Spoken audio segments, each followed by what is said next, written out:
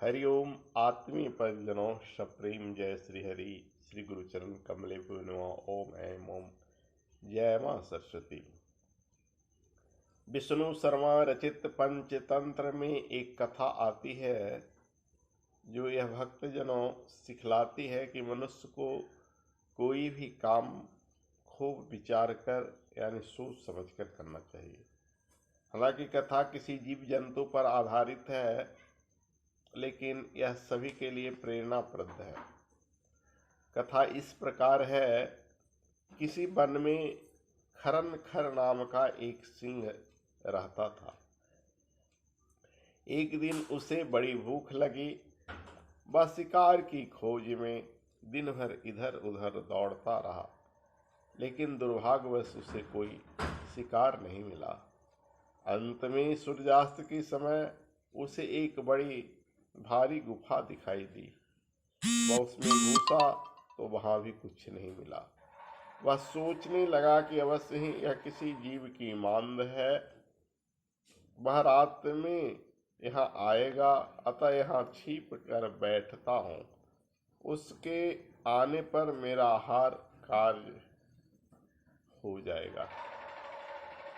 इसी समय मांद में रहने वाला दधीपुछ नामक सियार वहां आ गया, जो कि उस मांद में रहा करता था।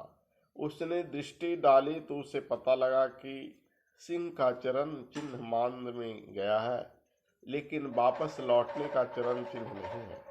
वह सोचने लगा, अरे राम, अब तो मैं मारा गया, क्योंकि इसके भीतर सिंह है। अब मैं क्या करूं, इस बात का सुनिश्चित पता भी कैसे लगाऊं।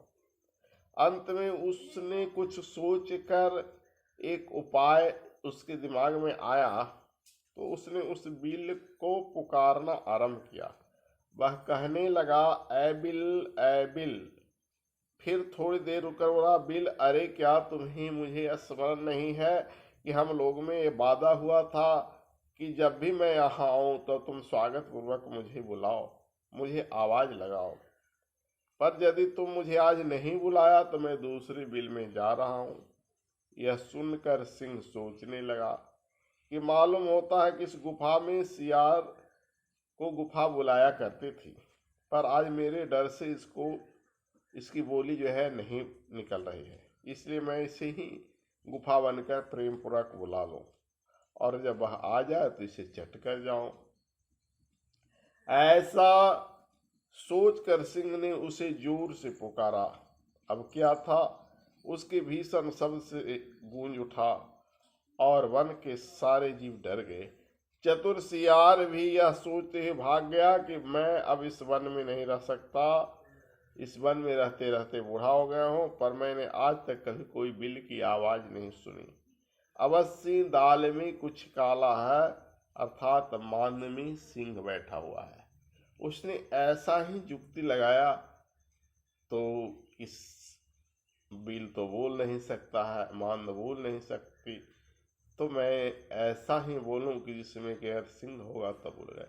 इसी तरह से मानव को किसी भी कार्य को अचानक करना नहीं चाहिए। उससे पहले भली भांति सोच समझ ले, विचार कर ले कि जिस कार्य को करने जा रहा हूँ वो ठीक है गलत है।